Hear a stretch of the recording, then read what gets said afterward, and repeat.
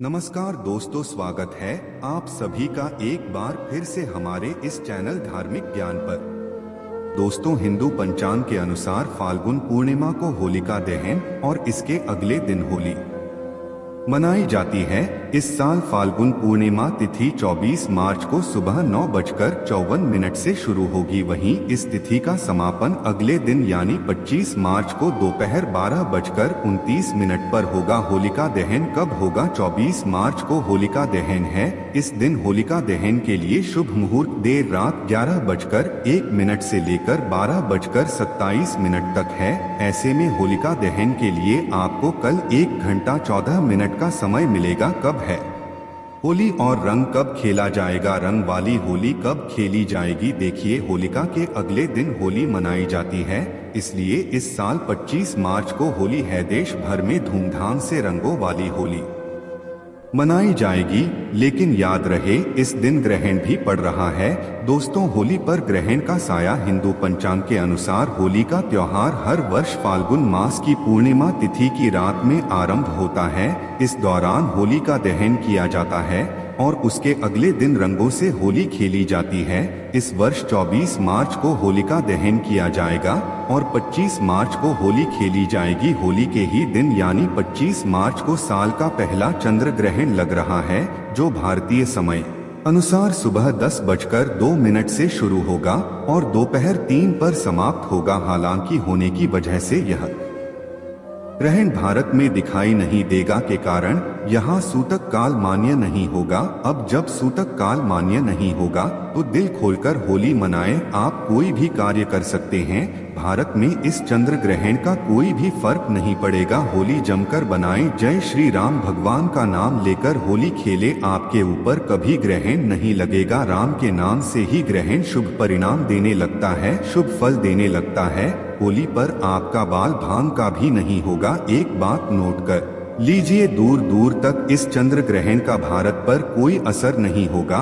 यह ग्रहण बाहर विदेशों में लग रहा है, वह भी रात के समय, क्योंकि बाहर विदेशों में उसे समय रात होगी, इसीलिए भारत में इसका कोई भी असर नहीं है। जब सूतक काल नहीं लग रहा है तो जमकर खेली होली। दोस्तों, होलिका की अग्नि में यह 3 चीज भूल कर भी कभी मत डालना, इससे उल्टा आप पर गरीबी आ सकती है, घर में कंगाली आ सकती है। होली के दिन ऐसी पूजा कभी ना करें। दोस्तों, सनातन परंपरा में होली का त्योहार बुराई पर अच्छाई की जीत का प्रतीक माना गया है। होली का महापर्व खुशियों और रंगों से भी जुड़ा होता है। होली की रात को देवी शक्तियों की रात माना जाता है। इस दिन आसुरी शक्तियों का नाश होता है और देवी शक्तियों का उद्गम होता है। इसे दरिद्रता का नाश करने का, जीवन में चल रही परेशानियों को मिटाने का, दुख तकलीफ और सारे कासन से छुटकारा पाने का सबसे अच्छा दिन माना जाता है। शास्त्रों में नक्षत्र विद्या में होली की रात को सिद्ध की रात कहा गया है। इस दिन नकारात्मक और सकारात्मक ऊर्जाएं दोनों ही बहुत ज्यादा सक्रिय रहती है, इसीलिए लोग सदियों से इस दिन सिद्धियां हासिल करने के उपाय करते आए हैं। होली की रात में जो साधना की जाती है वह बहुत ही कारगर और फलदायी सिद्ध होती है, जो कि 100% सिद्ध हो ही जाती है। इस दिन आप किसी भी देवता की साधना को सिद्ध कर सकते हैं।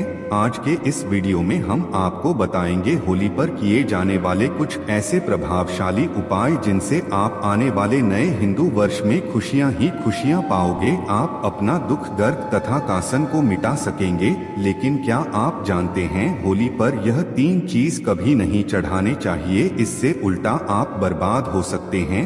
जानने के लिए वीडियो को अंत तक जरूर देखें। दोस्तों, शास्त्रों के अनुसार माना जाता है कि होलिका दहन पर होली की अग्नि में टूटा हुआ गाना अर्पित नहीं करना चाहिए, ना ही होली में खराब गाना अर्पित करना चाहिए। इससे उल्टा आपको होली मैया का श्राप लग सकता है। टूटा हुआ गाना पूजा पाठ में इस्तेमाल नहीं किया जाता। इससे शास्त्रों में माना जाता है कि जब होली का दहन होता है तब होली की अग्नि में पवित्र चीजों को ही डालना चाहिए। जब आप अग्नि में करना डालें तब गाने के ऊपर हरे भरे पेट जरूर होने चाहिए, क्योंकि पूजा पाठ में अधूरी चीज इस्तेमाल नहीं की जाती। अधूरी चीज इस्तेमाल करने से अधूरा ही फल प्राप्त होगा, इसीलिए गाना सबूत होना चाहिए, टूटा हुआ बिल्कुल भी ना हो। हमेशा याद रखें, होलिका दहन से ठीक पहले गाना घर में अवश्य लाकर रख ले और गानों की संख्या 2 या 5 या फिर 7 होनी चाहिए, यानी विषम संख्या में ही गाने हो तो अग्नि में पानी वाला नारियल नहीं चढ़ाना चाहिए, इससे आप पाप के भागीदार बन सकते हैं।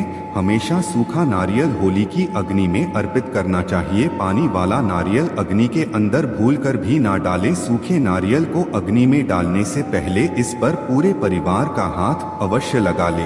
इससे होली माता जाते जाते आपको धन से मालामाल बनाएगी, आपकी गरीबों को साथ ले जाएंगे। पानी वाला नारियल आप पूजा के दौरान फोड़ सकते हैं, लेकिन अग्नि में कभी मत डालना। सूखा नारियल अग्नि में डालने से होली माता आपकी सभी परेशानी को अपने साथ ले जाती है और अग्नि देव भी प्रसन्न हो जाते हैं। अगर आपके मन में बुरे ख्याल आते हैं, अज्ञात भाई आपको सताते रहता है, तो होलिका दहन की पूजा के दौरान एक सूखा नारियल, काले तिल और सरसों को लेकर अपने सिर पर 7 बार बार लें और इस अग्नि में डाल दें। आपकी चिंता का मया हर लेगी। दोस्तों, माना जाता है कि होलिका माता को घर में बने भगत प्रिया है। अपने अपने घर में जो भी बनाया है माता को अवश्य अर्पित करें, लेकिन याद रहे गुजिया चढ़ाते समय देख ले कि खुशियों की संख्या 3 नहीं होनी चाहिए। या तो 2 चढ़ा लें या फिर 5 जुलाई 2011-21 चढ़ा सकते हैं, लेकिन खुशियों की संख्या 3 नहीं होनी चाहिए। ध्यान रहे कि केवल एक गुजिया भी नहीं चढ़ाना चाहिए। होलिका दहन में आप बर्फी का भोग लगा सकते हैं और जल अवश्य अर्पित करें। होलिका दहन में गाय के गोबर से बने उपले अवश्य डालने चाहिए। दोस्तों, होली की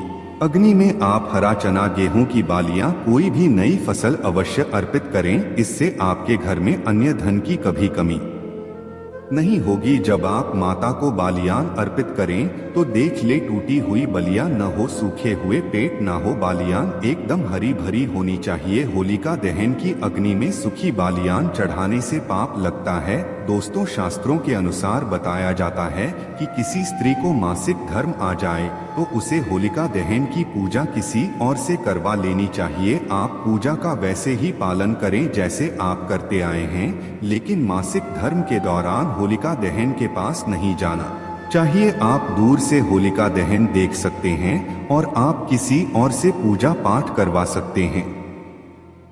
इससे भी आपको फल की प्राप्ति अवश्य होगी। दोस्तों, होलिका की अग्नि में चावल के बने पापड़ और कच्चे चावल अवश्य अर्पित करने चाहिए।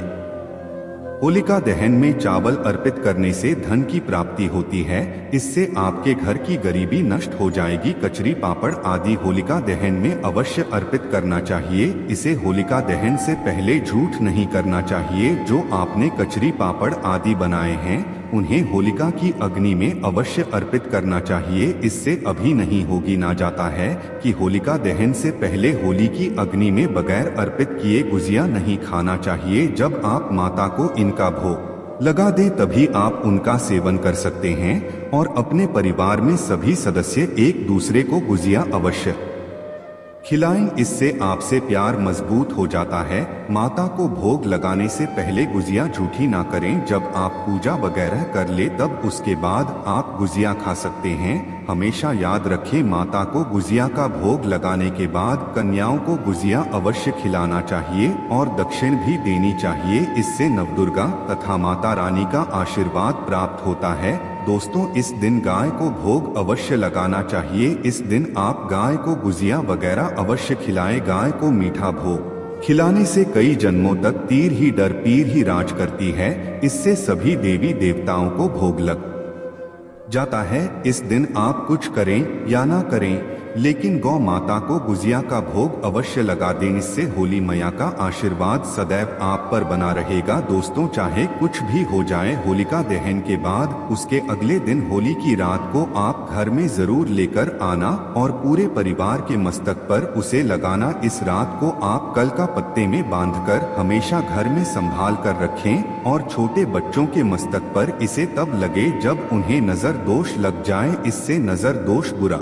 साया आपके बच्चे के आसपास भी नहीं भटकेगी। होलिका दहन की राख को आप कल का बर्थडे में बांधकर दुकान के गले में या फिर लॉकर में रख सकते हैं। इससे धन में बढ़ोतरी होती है। इससे आपके धन को किसी की बुरी नजर नहीं लगती। होली की रात से आप काफी कुछ कर सकते हैं, जिससे आपके घर में धन दौलत सुख समृद्धि की प्राप्ति तथा नकारात्मक ऊर्जा नष्ट की जा सकती है। दोस्तों, माना जाता है कि होली के दिन कोई भी सफेद चीज कभी किसी से नहीं लेनी चाहिए। इस दिन टोने टोटके प्रभावशाली रूप में कार्य करते हैं। इस दिन सफेद चीजों का इस्तेमाल करके सबसे ज्यादा टोने टोटके किए जाते हैं। इसलिए ऐसी कोई चीज स्वीकार करने से आपके ऊपर कोई काला जादू हो सकता है। इस कारण होली के दिन आप सफेद चीज भूलकर भी किसी से मत लेना। दोस्तों, हमारे वेद पुराण बताते हैं कि होली खुशियों की सौगात लेकर आती है, प्यार का प्रतीक मानी गई है होली। ऐसे में इस दिन मांस मदिरा का सेवन नहीं करना चाहिए। जो भी व्यक्ति होली पर मदिरा का सेवन करता है, मांस का सेवन करता है, तो उसे अगली यानी कुत्ते की मिल जाती है। ऐसा मनुष्य पीर की दर पीर ही नरक की यातनाएं भोगता है। शास्त्रों में वर्णित है कि भगवान कृष्ण को